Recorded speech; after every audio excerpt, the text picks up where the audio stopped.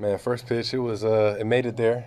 It was a little bit of a lob pass. I threw it like a football. It was awesome being down there. Definitely need to get some more experience throwing a baseball. Get a little warm up next time, and I'll be good. But next pitch will be better. Yeah, how much warm up did you have for that? I didn't get a warm up. I got caught up talking to all the guys down there, getting ready for the game, so I didn't get a warm up. But I'm just happy I made it there. You know what I mean? We didn't skip it. When's the last time you even threw a baseball before then? It's been a while. It's been a while. I couldn't tell you when.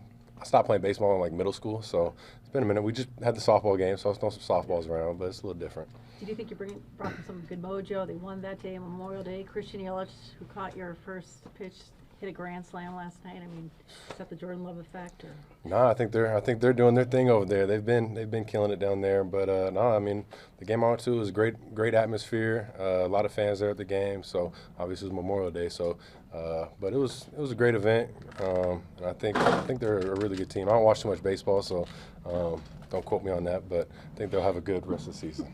Jordan, how are the vibes in the receiver room? And when I ask that, I mean, a couple guys are waiting on contracts here in the near future. You drafted 2 rookies. Human nature might just be, do they think I'm not doing a good enough job? How is that room doing right now, do you think? No, I think they're doing great right now. They're all here. They've been working really hard. But I think, anytime you draft guys in your room, I think that's the nature of it, is just to feel that way. But at the end of the day, I think that's every position group every year. New guys get drafted in. So it's one of those things that you just got to control what you can control. Come to work, handle business, be the best player you can be, find ways to get better. And at the end of the day, there's always going to be competition. So I don't think any of those guys are shying away from competition. They all want to be the best and want to be out there on the field. So, the vibes are good right now in the receiver room. You have a lot of mouths to feed in that room, which is a good problem to have for a quarterback. You want that problem, but it's still something to navigate. How do you navigate making sure everyone gets their ops, and especially this time of year when they need the work, get involved in the offense? Yeah, no, that's always the trick part, trying to get everybody involved. But like I said, we got a great group of guys. They all know what the main objective is that we're trying to get done here, and they know they're going to get those ops that are going to come their way. Some days, some guys might catch more passes than the other guys. It just might be the way it is. It's all, at the end of the day, predicated on what the defense is doing to try and stop our offense. And I always tell guys, I'm going to throw it to the guy who's open. I'm going to try to find the guy who's open. So they all know that. Nobody's, being sensitive about number of targets right now. Everybody's just working to get better. And, we'll figure some more things out when we get closer to the season. But my goal is always trying to do what's best for the team at the end of the day. So, yeah. Jordan, what are you working on? What are you trying to get better at this offseason? Yeah, there's a lot of things. I think right now, when we're just passing and catching, is just trying to be as consistent as possible with accuracy, ball placement, things like that. The timing of my feet, timing up with the routes, and just trying to marry all that stuff up. And then it's always a little different when you go routes versus air, and then you start getting back into team and 7-on-7 routes where you got defense out there. So just try to be as consistent as possible with accuracy and all those little things until we start going more live reps. Was some of that not maybe being able to marry everything, the footwork, the timing, was that affected last year by just your health? You saying just the footwork in general? Well, just accuracy and caused by maybe things that you were unable to do with your feet. I mean, there might be some things here and there that might have been affected by the injury, but I'm never going to put anything on an injury. I'm going out there, and if I'm healthy enough to go, I'm going to try and give it my best and be the best player I can be out there, and I always hold myself to a high standard. So obviously it's not fun playing through injuries, but sometimes there's things you got to do. So there might have been some things that might have been affected, but at the end of the day, I'm still trying to put my best foot forward, and got to go out there and be the best player I can be. Are you working on leadership too, or is that coming naturally? How important is that to you? Yeah, that's always important. It's always important, especially at the quarterback position, to be the leader of the team. You're the voice in the huddle, speaking out the guys. So that's something I'm always trying to improve on, get better at, just be more comfortable being a vocal leader. But it's definitely something that I've put a lot of work in since I've been here, trying to step out my comfort zone and just speak up. But I think the more comfortable you get with the guys, the easier that all becomes. What are your earliest reactions of working with Matthew Golden on a practice field? Yeah, it's been fun to be able to see him out there. Like I said, we last week was just a lot of routes on the air, no defense. But the routes he's running, the things he's doing, he looks very smooth. We'll be right over here. Looks very smooth. Looks really smooth in all the routes he's running.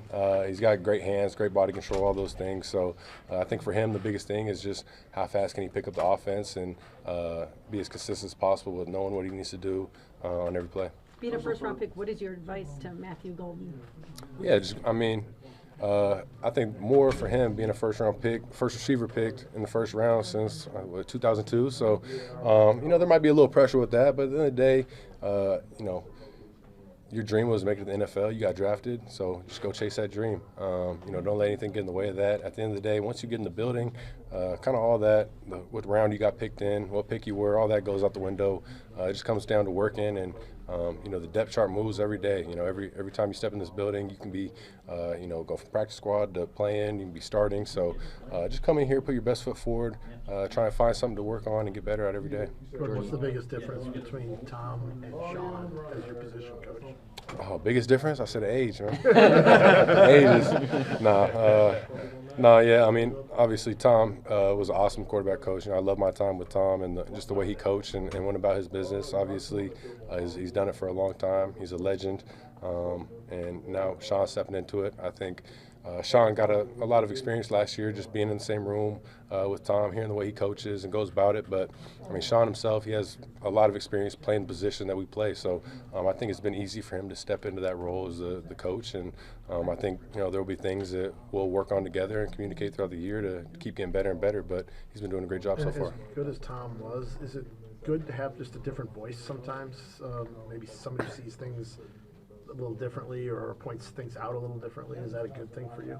Yeah, I mean, I think the great thing about our quarterback room is we got so many different voices. We got Matt in there, we got Steno, we got Sean, we had Tom last year, and now we have Getsy. So we got a lot of different voices in there. Guys who are all, pointing in the same direction, trying to get us better and just focus on things. But I think the best thing about Sean is just the experience he has playing the quarterback position in the NFL for a long time. I think nothing beats that. George, we saw what Josh Jacobs did in the interview in the offense last year. But is there even still a level that hasn't even been, you say, shown yet in this offense?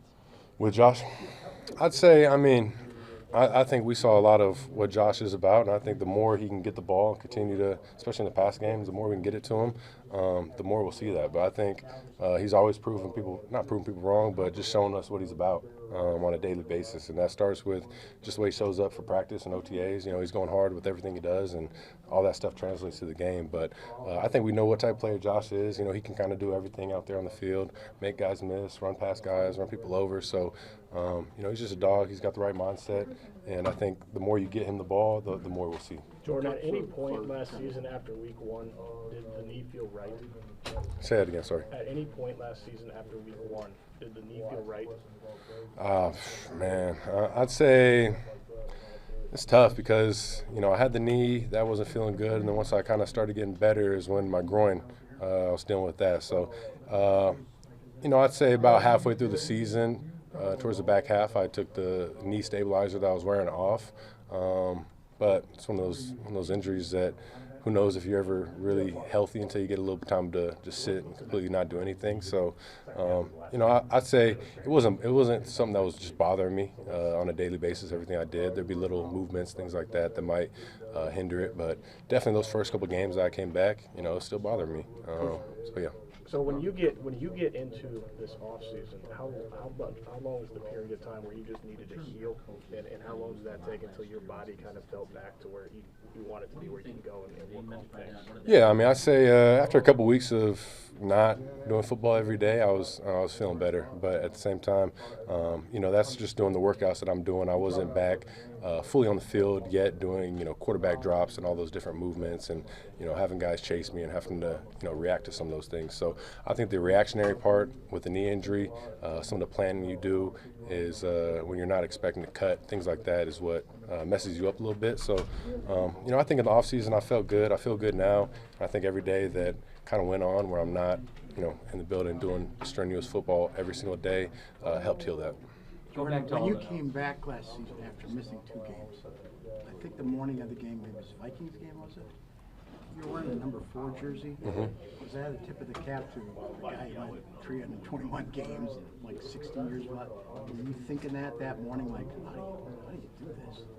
Oh yeah, no, I definitely, like I said, I was wearing that jersey just to, show respect to Brett, the legendary quarterback who played before me, and the guy who we're chasing records for over here. So definitely was just a sign of respect wearing his jersey pregame. Thought it would be cool. Wore it, and I know Brett saw it and thought it was pretty cool. Coach said you were a coach on the field. Coach first called you a coach on the field kind of out there during these sort of portions. Does it feel like that to you in these OTA practices, trying to get other guys up to speed? Yeah, I mean, I think for the most part, a lot of guys, besides like the rookies right now, a lot of guys understand this offense. They've been in it.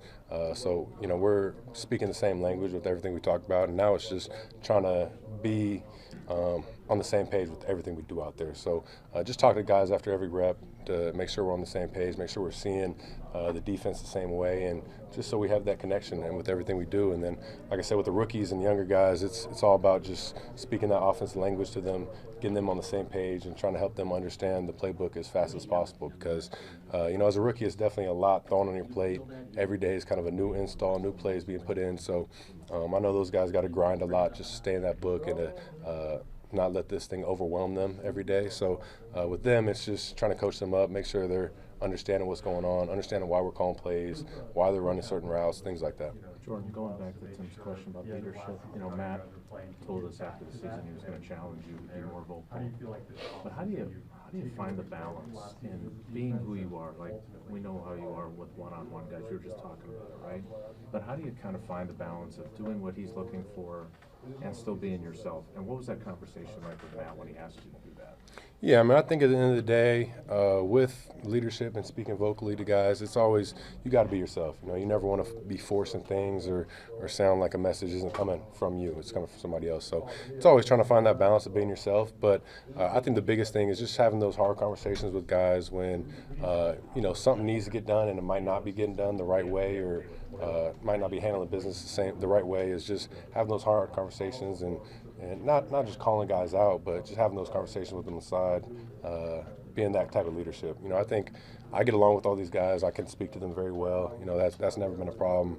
I think it's holding people accountable with everything we do. Jordan, when you talk about, you don't use the injuries as an excuse, obviously, but when you look at this being your third season, and I'm not comparing you to the other guy, but he did win a Super Bowl in his third season, how do you kind of view the importance for you to kind of take the next step in your game? If you can stay healthy and be who you are, what do you think you're capable of this season?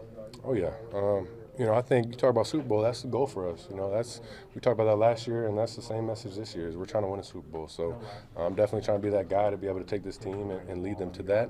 I think when you talk about Aaron and what he did in his third year, I never try and compare because that's so hard to do. There's so many different situations that go on, but at the end of the day, like you said, I've been here going on year 6, going on my third year playing. So, everything's right there in front of us and for this team. So it's just about going out there, executing. But the goal is definitely a Super Bowl. That's the mindset we have, and we're going to put in the work to be able to hopefully get there. You've always talked about ignoring the outside noise, but when it comes to people out there that say you took the step back from year 2 to 1 as a starter, at this point, do you use that as a little chip on your shoulder motivation at all? Just like, all the stuff you went through with injury, and just when you do hear that, I'm sure you hear it once in a while. Just is it something you can use going forward? I mean, what is a step back is what I'd ask. You know what I mean? Everybody has different opinions, things like that. You got to block that stuff out. So it's all about the goals of the team at the end of the day. I'd say we won more games than we did the year before. So that's why I ask people, what is a step back? So everybody has opinions, things like that.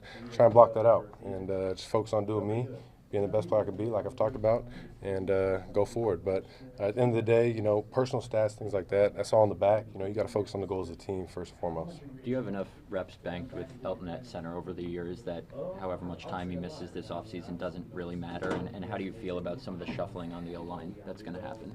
Yeah, I'd say, for Elton, I have no doubt that he'd be able to step in and be a great center. He's the most experienced guy we have in the O-line room. He definitely knows all the calls and everything he has to do. I'd say, just getting on the same page with snaps. We've got a good amount of snaps banked in the tank to be able to go forward. But with that QB center exchange, we work that every day. So that's something that once he gets back out here, we'll have to keep working, keep getting on the same page with, because you just want to be as comfortable as possible with that center quarterback exchange and everything we do, under center, gun. So I know Eldon will be able to step in and play center. He can play any position on the O-line at a high level. We know what he's about, so there's no doubt about that. But definitely just with that center quarterback exchange, we'd love to have him here and just be working on that. Something we're going to have to work on when he gets back.